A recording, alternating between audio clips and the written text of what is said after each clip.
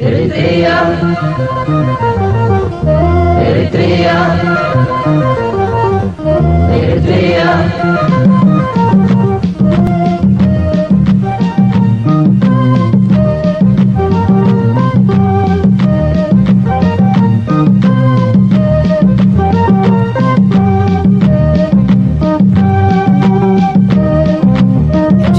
مهياس مالت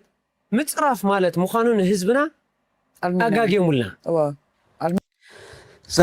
سلام تخاتلتي مندلاي ميديا كما يوعلنا لو مخا أقداسي زولكو مدبات حيزة ناباكم متسيلغو كاباكم زدلي كجمروا عقلكم زا فيديو لايك نقبرنا نجمرا سابسكرايب دي قبرنا سابسكرايب نقبرو زي ميديا مغنياتو كم تقول لك زي زبلوكم زي ميديا ناي حزبي ميديا سلازوخنا كم زفلت ناي حونا طانيقو كورت سنة طباباوي تمزገን ገብረስላሴ ጣኒቆ ታናቱ ጎፋንድሚ ብጣዕሚ ብናሃሪ ትኸይዳላ ብጣዕሚ ደስ ድብል ብናሃሪ በቃ ክስታይ ዘይብላ ትኸይደላ ኣብዚኣ ነህለት ብጣዕሚ ማለት እዩ 131,891 በፂሓ 24 ሰዓት ከማን ኣይገበረትን ዘላ كريا صنيحة تمليس قد مزد سرحه فيديو حادث 300 دولار كلا جميريا ناي أستراليان دولار جن حدا زي حلفنا طبعا سبات أبزي قفان دمي خيط أطويلهم قوس جميرهم نيرهم ميكا أمتشد بهالودي زلوهم مالتي جن تهزبنا حجاز سلزخنا أبني حجز كأ دحر سلزي بالهزب إرترا كم زنري أزلنا بالطعمي بالدس دبل 131,891 بسيحة أب تيك توك مونيكا تقول سلام سيا أب يوتيوبون بوزحات سبات يقول له بالطعمي دس دبلي تي عيسو يعني كل سب أبزي أنا يتأنيكو كم تقدم زجبرو زنبرو أي جبروني يمزلو ولا حج إن ده تزاربكم 131 قلنا صنيحة 132,520 كوين عندها أنا يا مالد بنهاري أتخيل الله بتعني تفقري قبل علت أني قوزلو هزبي إرترا هزب عالم تقرننا دسمع قبل علت أني قوزلو أخبرات بخمس عينات جيرو يقول صلى الله نتأني حونا خا ملوت عنا هيبو أب نور هيبو تتملسو كم تنايك أدن خون إيه زمحتن أنا ون صلوت زجبرو له مالتي جي بزح مدباتي حزبت يزلقو حدا زيهم هيستي زبهالو خم بعد زي داني ود ممهر زبهال يهي سي يوزبل زودي كم عينت هيستي زيهم كم زيهم هيستي إنا بهالتي تتصرفتي كاركتر أساسينيشن زجبرو ن كم بعزيهم مالتي كاركتر أساسينيشن يم زجبرو بقى نقول كسب دا تصرف كزخيد كيدي أوشت إيرترا تتحيزهم سلوزلو كاوشت إيرترا زمت أمل أختي كنسمعينا قبر ملسيون كنهبينا قال كيروس أصفها قويتا تقبلو كيروس أصفها قويتا تقبل له صبغ جمارو እዩ ولا እቲ መርሓይኦም ዝበሃል እቲ ናቶም ሞዴል ዝበሃልውን ፀፅቡቁ ነዚ መንእሰይ ተመሃር ሓዳርካ ግበር እንዳበለ መልእኽቲ ኣንስቲ ዘዝኸድኦ ክበፅሖ ዝኸዳ ኣንስቲ ከም በዓል ፋቲንጋ ዳሃብ ፋቲንጋ ትበሃል ኣረጊት ሰበይቲ ከምአን ዝበፅሖኦ መልእኽቲ ይሰድድ ኣሎ ናቱ እውን ክንድህስስ ኢና أقدمنا جن ثاني انتهي زبال كل ريعينا زانا يقوفان دمجن أين رسعيا أم بتشرشتا أفتح قدامي تكومنت أبا أخ قد فولكمي قوفان دمي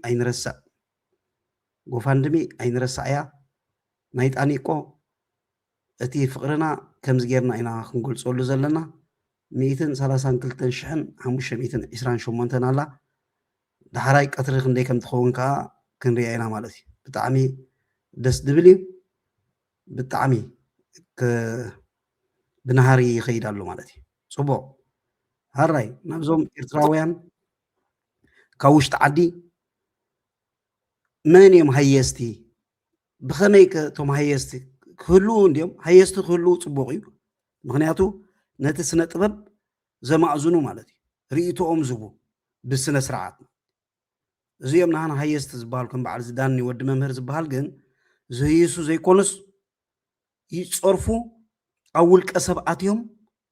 أب جوزهم أب بوهم أب صدرهم أب فاميلهم أتيهم لتصرفوا أب سنة طبب كأكم زبال لنا سنة طبب ن هزبي زما أزن إيو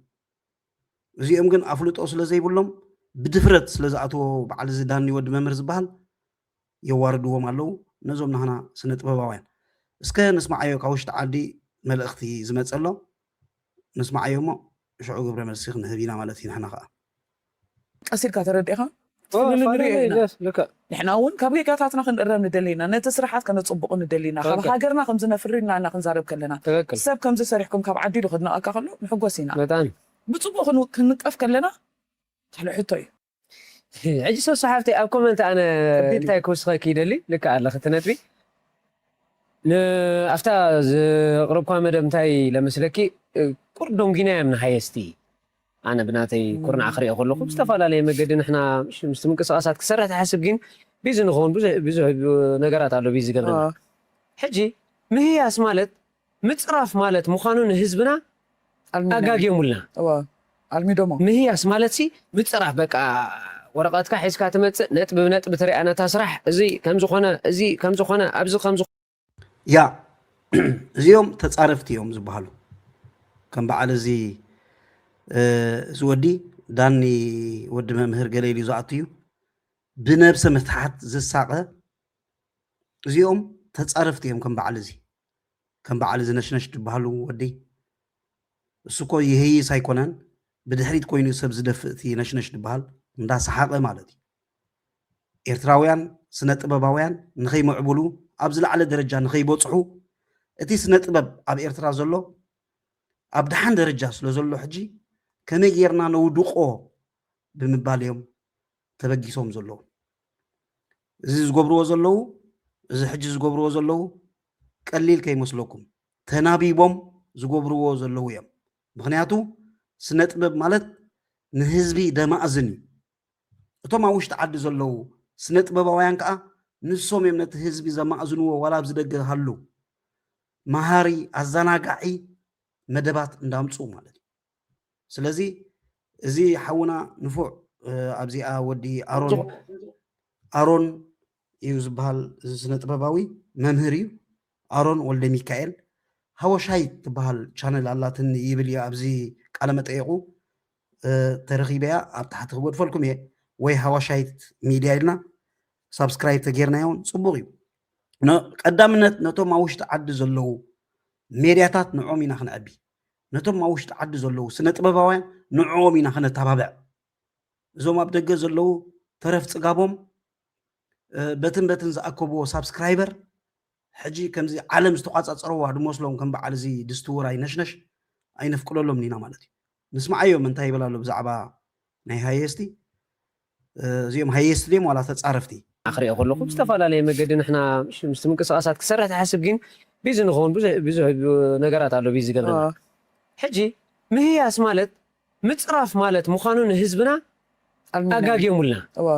الميدومو ما هي أسمالتي متصرف بك ورقاتك حيس كاتمت نت بطريقة أنا تسرح زي كم زخانة أبز كم زخون يرو خم زخ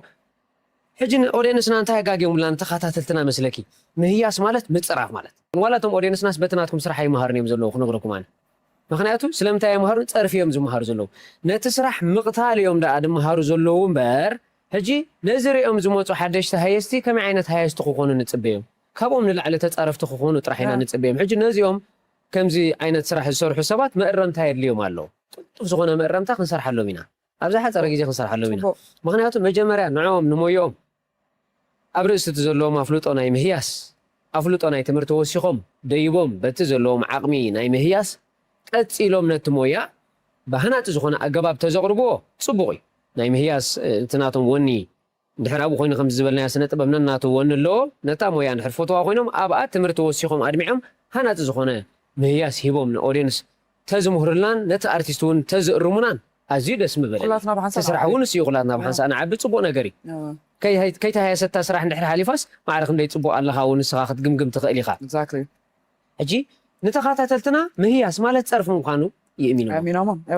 ትሪኦ ልዕሊ እቲ ስራሕ ስኻ ድስራሕ ስትናቶም ፀርፊ ያ እቲ ናቶም ፀርፊ ብዝያዳ ይርአ ከም በዓል ናይዚ ማለት እዩ እዚ ወዲ ተፃራፋ እዩ ሃያሳይ ደይኮነ ክፃረፍ እዩ ዝውዕል ሕጂ ነቲ ዋላ እቲ ሰብ ለሚድዎ ፀርፊ እንታይ ኢሉ ክምልስ ኢሉ ክፅበቐኒ እዩ እዚ ኩሉ ህዝቢ ምስ መፀ ሽዑ ክንደይ ህዝቢ ርእይዎ ማለት እዩ እንታይ ኢሉ ተዛሪቡ ዝሓውና ዳኒ ወዲ መምህር እዩ ዝበሃል ኣብ ዓዲ እንግሊዝ እዩ ዝቕመጥ እንታይ ኢሉ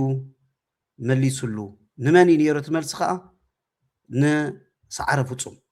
ነዚ ሓውና እዩ ነይሩ ሰዓረ ፍፁም ናቱ ርእይቶ እዩ ኣቕሪቡ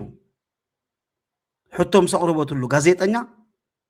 ሰሰን ንሱ ናቱ ርእይቶ እዩ ሂቡ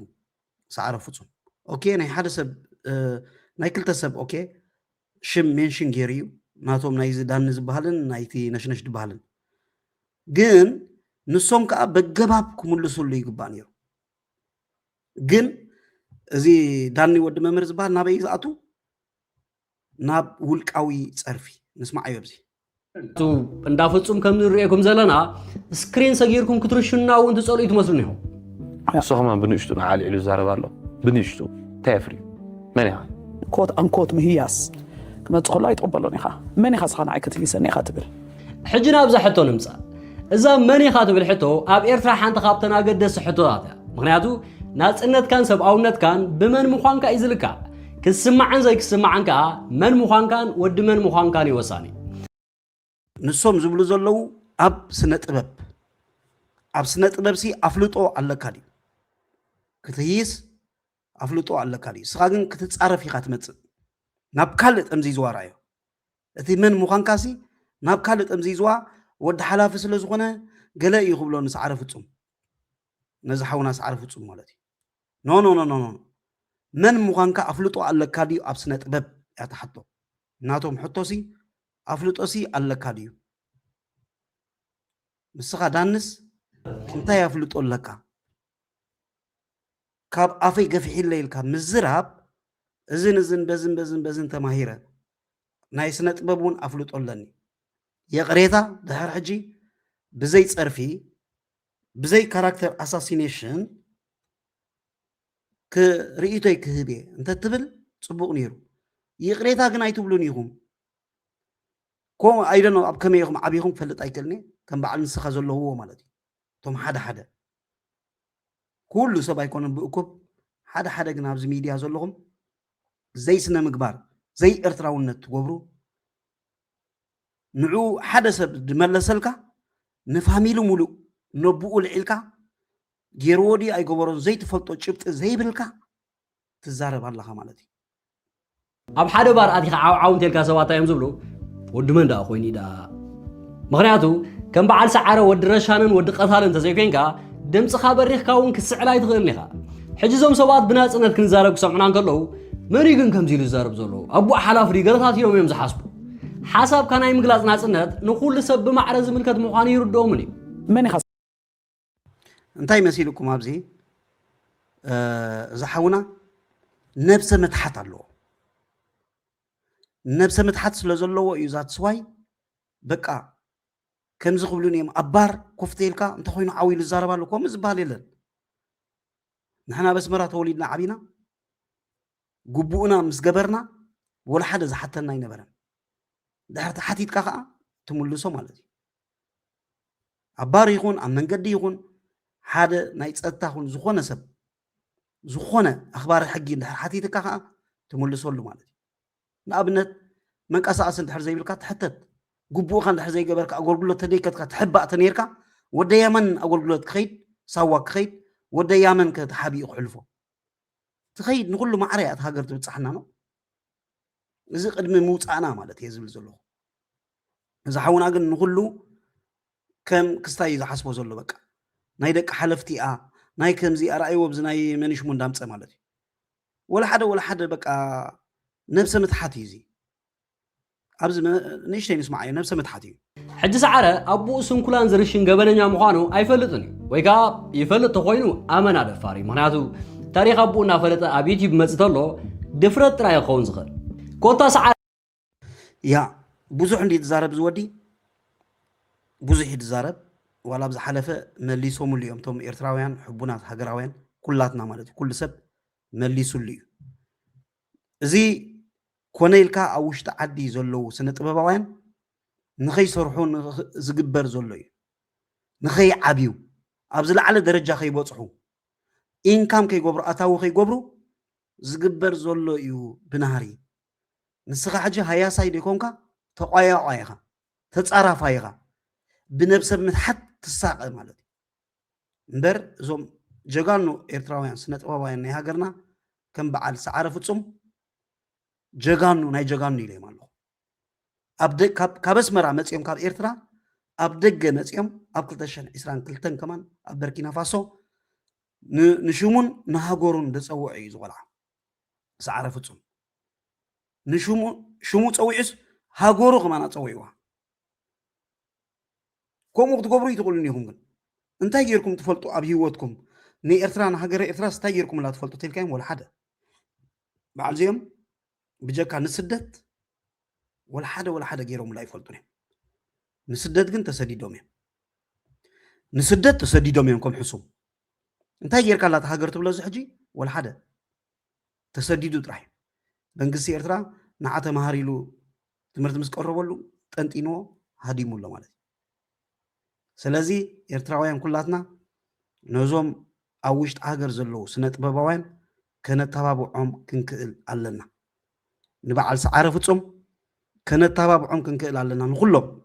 ሓደ ፀውዒ ሓደ ይገድፍኒ ንኩሎም ስነ ጥበባውያን ኣብ ውሽጢ ዓዲ ዘለዉ ኣብቲ ዝለዓለ ደረጃ ንክበፅሑ ዝከኣለና ኩሉ ኤርትራዊ ሃገራዊ ልክዕ ከምዚ ንጣኒቆ ዝገበርናዮ ናይ ጣኒቆ ኤርትራዊ ብሓንሳብ ተበጊሱ ከመይ ከይድ ኣላ ኩሉ ኤርትራዊ ማለት በቲ ሃሉ በቲ ከምኡ ክንክእል ኣለና ድሕረጅ ፀግዒ ብዝያዳ ነቶም ኣብ ውሽጢ ሃገር ዘለዉ እንዳበልኩ ፅቡቅ ስራሕ እትዮም ኣብ ውሽጢ ዓዲ እዛ ቪድዮ ዝስራሕኩማ ሙሉእ ቪድዮ ክትርእይዋ ትደሊኹም ኣብ ኤርትራያን ሚድያ ኔትወርክ ኣላትኩም ብጣዕሚ ደስ ዝብል ምስ መምህር ኣሮን ዝገበርክዮ ሰሰን ደስ ዝብል ይቆፅልዎ ከምኡ ይብለኩም ማለት እዩ ካልእ ናይዞም ጨብረቕረቕ ኣይውዳእን እዩ ኪሮስ ኣስፋ ድሕሪ ማእሰርቱ ኣይጠዓሞን ሕጂ ጎይታ ተቐቢሉ ቪድዮ ምስ ሰደዱ ለይሲ ገሪምኒ እሱ ጥራሕ ኣይኮነን ጎይታ ተቐቢሉ ዋላ እዚ ጆን ብላሽ ትበሃል እውን ስዒብዎ እዩ ምክንያቱ ኣብቲ እስር ቤት ኮይኑ መዓት ማዕዳን ምክርን ማዕዳን ነቶም መንእስያት ይህቦም ኣሎ እስከ ኪሮስ ንስማዕ እዮ ብዚ ኢየሱስ ጎይታና ስለዚህ ገበርና ሁሉ ምስጋና እንሳይና ሙነውር በሉ ዕስን ድርብን ምስጋና ይገባል ኢየሱስ ጎይታና አሜን ስለዚህ ገበርና ሁሉ ምስጋና እንሳይና ሙነውር በሉ ምስጋና ለውጢ ዓብይ ለውጢ ብምእሳርን ብገለን ልቡ ምሰጥፍእሉ ኣብ ኣዲስ ኣበባ ንየለ ሕጂ ጎይታ ተቐቢሉ ኪሮስ ኣስፋሃ ንየለኩም ሕጂ ይዝምር ማለት እዩ ብጣዕሚ ኣይፀላእኽዎን ምስ ኤርትራን ኤርትራውነትን ተባኢስካ ምስ ንሓሳብ ናይ ህዝቢ ኤርትራ ተባቲካ ንየማን ከማ ንፀጋም ጥራሕ ኢኻ ትወድቕ ጥራሕ ኢኻ ንድሕሪት ከማ ዋድቃ ፈረስ ኢኻ ትወድቕ ኪሮስ ኣስፋ ሕጂ ፅቡቕ ስራሕ ስሪሕ ከለኻ እዚ እውን ሓደ ስራሕ እዩ ናብ ጎይታ ምፅጋዕ ፅቡቕ ስራሕ እዩ ምክንያቱ ገንዘብ ሰሪቑ ገለ እንዳበሉ ተኣሲሩ ነይሩ ክንደይ ተኣሲሩ ሕጂ ተፈትሑ ፓስፖርቱ እውን ተኸልኪሉ ኣብ ኣዲስ ኣበባ እዩ ዘሎ ሕጂ ኣብ ኣዲስ ኣበባ እዩ ዘሎ ስለዚ ጽቡቕ ስራሕ ኪሮስ ያ ኣይጸላእኹን በቃ ስለዚ ገበረልና ሁሉ ምስጋና ትንሣኤና ሙነውን በሉ አሰይ ዕስን ድርብን ምስጋና ይገባል ኢየሱስ ጐይታና አሜን ስለዚ ገበረልና ሁሉ ምስጋና ትንሣኤና ሙነውን በሉ ምስጋና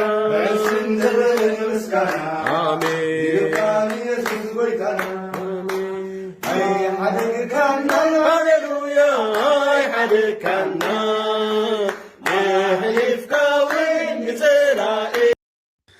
ኤአይ ከይከውን ተጠራጢረ ነይረ ደጋጊመ እታ ቪድዮ ምስ ረኣኽዋ ግን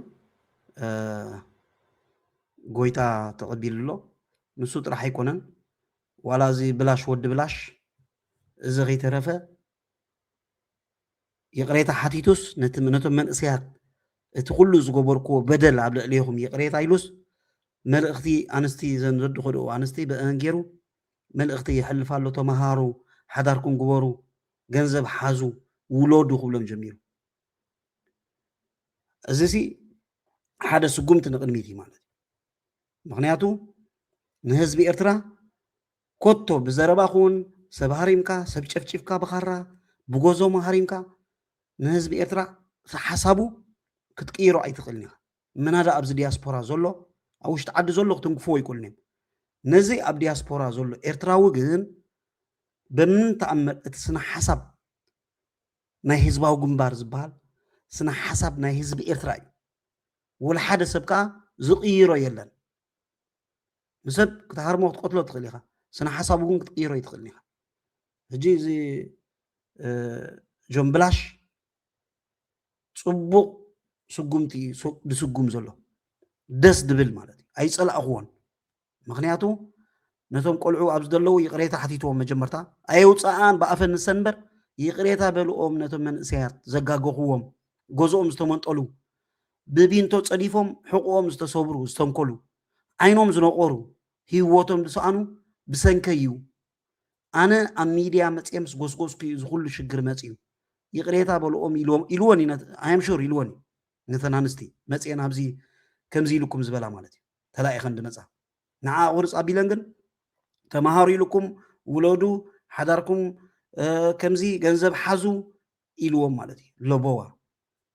ስለዚ ደስ ድብል እንታይ ዝበሃል እዩ ደስ ድብል ለውጢ ኣብ ክልቲኦም ንርኢ ኣለና ብጣዕሚ ኣይፀላእኽዎን ዋላ ኪሮስ ኣስፋ ኣይፀላእኽኳን ካና ኣይ ሓደካና ሃሌሉያ ኣይ ሓደካና የእልፍካውን ንዘራኤ ኣይሃብካና ኣይ ሓደካና ሃሌሉያ ኣይ ሓደካና የእልፍካውን ንዘራኤ ኣይሃብካና ኣይ ሓደካና ሃሌሉያ ኣይ ሓደካና ያ ደስ ድብል እዩ ናይ ብሓቂ ኩሎም እቶም ደድሕሪኦም ዝኸዱ ዝነበሩ ከዓ መንእሰያት ቆልዑት ንኣሽቱ ንመንገዲ የማን ክምርሑ ኩላና ጸሎት ክንገብረሎም ኢና ምክንያቱ እዚ ዝኸድዎ ዝነበሩ ኣካይዳ ሕጂ ክርድኦም ጀሚሩ ኣሎ ሚስጥር ከውፅእ ምጀመረ ሰልጠነ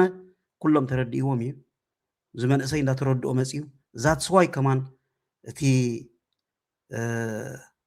ካብኦም ዘይትፅበዮ ናይ መን እዩ ኣበጊስዎ ዝበሃል ዝነበረ ዝኾነ ሓገዝ ክመፅእ ከሎ ሕጂ ኣብ ናይ ጣኒቆ ኩሉ መንእሰይ ብሙሉእ ብሓንሳብ ተበጊሱስ ከመይ ከይዳላ ረኣይዋ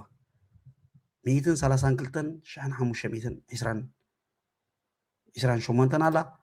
ሪፍሬሽ ክንገብራ ኢና ክንደይ ኣላ ከዓ ክንሪኣ ኢና ራያ 134,743 ብጣዕሚ ብናሃሪኣ ትኸይድ ዘላ ብናሃሪኣ ትኸይድ ዘላ ስለዚ ኩላትና ኢደ ኢድካ ንበል ኣብዛ ናይ ጣኒቆ ኣብ ታሕቲ እታ ሊንክ ክጎድፈልኩም እየ ናይ ጣኒቆ እታ ጎፋንድሚ ኣብ ኣቲና ኩላትና ዓቕምና ዶኔት ንግበር ቀዳም ክምለስ ስለዝኾነ ጣኒቆ ማለት እዩ ስነ ጥበባዊ ጣኒቆ ሶ ንሎሚ عدالية زنوركم مدب زينين ذا فيديو خجمروا أخلوكم لايك دا قبرنا سابسكرايب لي قبركم كا أورا سابسكرايب ميديا ناي هاقراويان ناي إرتراويان بهزب سلزا عبي كاباهم سابسكرايب راح يزدلي لايك دا قبرنا جيغاتو اللوخا كإرمي بزح حساب كمان يصحف لي أو وسابي كومون أب كومنت صحفوا لي ينبوئي سو ناي هزب ميديا سلزغون الزا ميديا نختعبي ناي كلاتنا إجام نبركت يغني اللي لو معنتي بروح معلتي إريتريا